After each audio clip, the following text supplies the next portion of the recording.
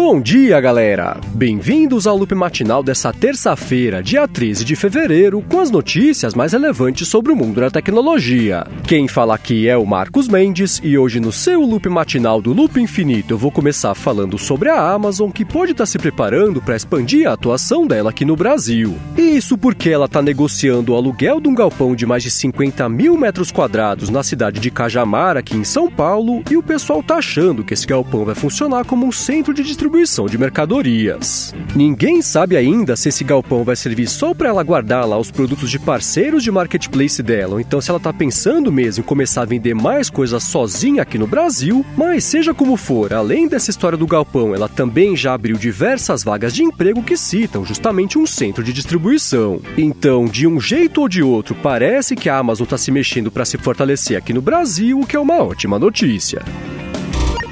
E agora o assunto é segurança digital e um plugin chamado Browse Aloud, que foi comprometido e fez milhares de sites rodarem um minerador de criptomoedas sem que eles soubessem. O Browse Aloud tem um recurso bem legal de acessibilidade que lê o conteúdo de uma página em voz alta e hoje a estimativa é que quase 4.500 sites usem esse serviço. O problema é que alguns hackers conseguiram alterar o código-fonte do plugin e injetaram lá um script que servia para minerar a criptomoeda Monero, mas por sorte só ficou ativo durante algumas horas. A empresa que faz o Browse Aloud falou que a alteração foi detectada durante um teste agendado, um teste de rotina de segurança, e eles conseguiram reverter essa alteração. Agora, como a empresa ainda não sabe de que jeito, os hackers conseguiram comprometer o Browse Aloud, ela decidiu tirar o serviço do ar temporariamente, mas falou que os hackers não conseguiram roubar nenhuma informação a respeito dos clientes. E enquanto isso, nos bastidores do mercado, a empresa chinesa Alibaba anunciou que fez um acordo de streaming de vídeo com a Disney. Com esse acordo, a Alibaba vai veicular mais de 1.000 episódios de animações e desenhos animados da Disney no Youku, que é tipo uma Netflix que ela tem, e nem a Disney e nem a Alibaba quiseram comentar os valores envolvidos nessa negociação. Bom, e agora eu vou falar sobre o Facebook, que está sendo processado por um político exilado do Camboja chamado Sam Rainsy. O que rolou é que o Sam Rainsy acha que o primeiro-ministro do Camboja comprou milhões de curtidas para parecer mais popular do que ele realmente é, e agora ele resolveu abrir esse processo para tentar comprovar a fraude. No processo, ele pede para o Facebook repassar informações que ajudem a comprovar a compra de cliques, e ele falou que não tá difícil. Isso porque a página do primeiro-ministro do Camboja é uma das que cresceram mais rápido na história do site, com 3 milhões de curtidas em poucos meses e 9 milhões de curtidas ao todo, só que 80% aí dessas curtidas vem de contas de países tipo o México, a Índia e Filipinas, que são famosos pelas operações de venda de seguidores. Essa é a primeira vez que o Facebook é processado por conta disso, e esse processo vem num momento que é bem importante, bem delicado. Primeiro, porque o Facebook tá aí no centro de diversas polêmicas políticas, incluindo algumas que apontam para fraudes em eleições, e em segundo lugar, porque o New York Times acabou de publicar uma matéria sobre a compra de seguidores no Twitter e isso deu início a uma investigação criminal. Se esse caso fizer o Facebook entrar aí na mira da justiça de qualquer país, é bem possível que mais países abram processos desse tipo, e isso poderia obrigar aí o Facebook a tomar uma atitude contra a criação de perfis falsos, justamente no momento delicado, que eles estão registrando aí pela primeira vez na história uma queda no número de usuários ativos na plataforma. E já que o assunto é rede social, vamos falar sobre o Snapchat, que tentou comprar o aplicativo Secret em 2014, bem no auge lá da popularidade desse app, que era de segredos anônimos. Na época, o Snapchat ofereceu 60 milhões de dólares, mas o Secret rejeitou a proposta, falando que era muito pouco, porque a avaliação deles lá estava um pouco mais de 120 milhões de dólares, então a negociação acabou não evoluindo. E, ironicamente, pouco tempo depois, a base de usuários do Secret começou a estagnar, aí eles redesenharam o aplicativo copiando o principal concorrente, ninguém gostou desse redesenho, e o Secret entrou numa crise que levou ao fim do aplicativo em 2015. E ainda sobre o Snapchat, deixa eu comentar que eles lançaram mais um recurso na web, dessa vez a plataforma Snap Maps. Como o nome indica, esse recurso mostra lá o mapa de qualquer cidade e deixa o pessoal visualizar as histórias nos lugares onde as pessoas mais publicam, no que é a segunda iniciativa recente do Snapchat de tentar atingir pessoas que não usam o aplicativo. Dia desses, eles lançaram um jeito do pessoal gerar links, para as histórias que eles publicam lá e depois postar esses links em outras redes sociais, e agora veio esse mapa, que por sinal até que é divertido de dar uma navegada.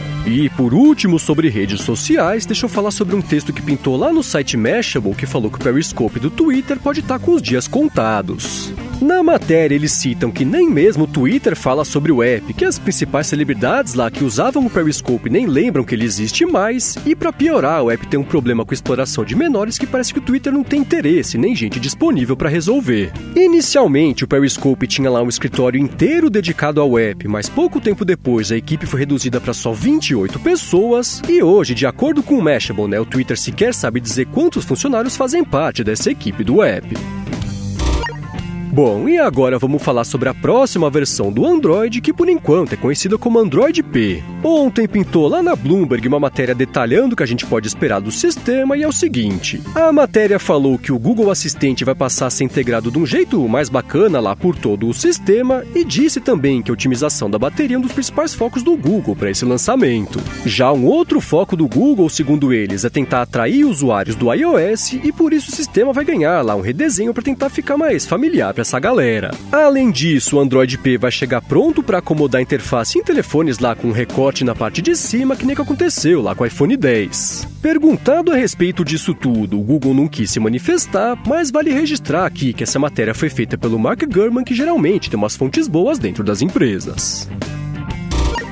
Bom, e já que eu citei o Google Assistente, deixa eu comentar que o Instituto Loop Ventures, LOUP Ventures, fez uma pesquisa que foi bem interessante. Eles colocaram lado a lado o Google Home, o Amazon Echo, o Harman Kardon Invoke, que tem a Cortana embutida, e o HomePod da Apple, e fizeram 782 perguntas para testar os assistentes virtuais que estão embutidos nas caixinhas. Eles concluíram que o Google Assistente se deu melhor, tendo respondido 81% das perguntas corretamente, e em seguida veio a Alexa da Amazon, com 64% de acerto, a Cortana com 57% de acerto e em último lugar ficou a Siri com 52% de acerto. Eles dividiram as perguntas dos testes em 5 categorias, sendo elas comércio, navegação, local, informação e comandos, e em todas elas o Google Assistente se saiu melhor. Por outro lado, quando o assunto foi a compreensão da pergunta, a Siri saiu bem melhor por conta lá dos microfones do HomePod, entendeu as perguntas corretamente 99% das vezes, o que não resolve muito, se ela entende a pergunta e não sabe responder direito, aí não adianta nada.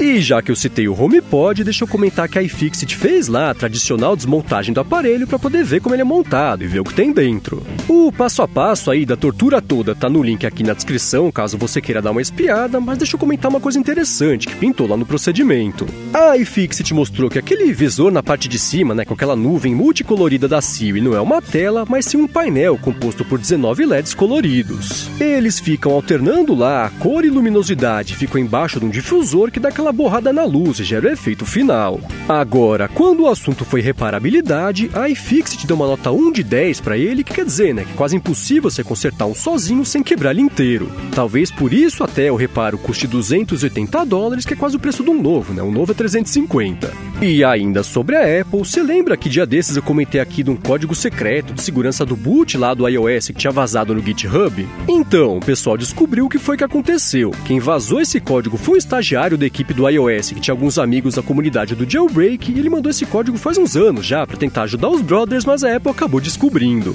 Isso quer dizer que quando o código apareceu lá no GitHub, a Apple já sabia da coisa toda, o que até ajuda a explicar lá porque ela conseguiu agir tão rápido para obrigar o GitHub a tirar o código do ar. E por último, a respeito da Apple e fechando o episódio de hoje, deixa eu voltar a falar sobre o Mark Gurman, que além de ter vazado lá os planos do Google por Android P, também falou um pouquinho mais sobre a Apple e o próximo iOS. Dia desses ele comentou que a Apple tinha resolvido adiar diversos recursos do iOS 12 pro ano que vem, que o foco aí desse ano é ser estabilidade e correção de bugs, mas eis que ontem ele publicou uma lista dos recursos que, segundo ele, a Apple ainda vai incluir no próximo iOS, não vai esperar pro ano que vem. Ele falou que a Apple vai levar os Animojis pro FaceTime, que o app da bolsa vai ganhar um redesenho, que a Siri vai funcionar lá de um jeito mais integrado à busca do iOS, que os jogos de realidade aumentada vão ganhar um modo multiplayer e que a Apple vai lançar ainda nesse ano mesmo, aquele esquema lá de programação que vai unificar os apps de iOS e de macOS. Ele disse ainda que agora a Apple vai começar a planejar lá a evolução do iOS em janelas de 2 em 2 anos, trazendo aos poucos, anualmente as novidades, ao invés de correr para lançar tudo pela metade ano após ano, uma correria que não leva a nada,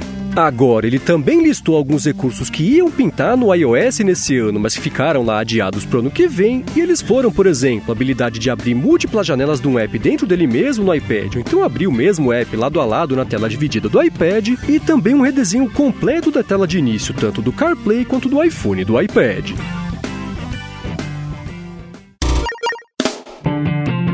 É isso aí, galera. O Loop Matinal do Loop Infinito vai ficando por aqui. Se você quiser se inscrever no canal do Loop Infinito no YouTube, o link tá aqui na descrição do episódio, lá no loopmatinal.com, junto com os links das notícias que eu comentei hoje. Já se você quiser falar comigo no Twitter, procura por MVC Mendes, que eu tô sempre por lá. Obrigado pela audiência e eu volto amanhã de manhã.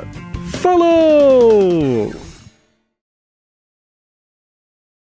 Vai unificar os apps de iOS e de um macOS. E de um macOS não, né? Acabaram de registrar a primeira queda de novo. O cara fica gesticulando enquanto grava e bate no microfone.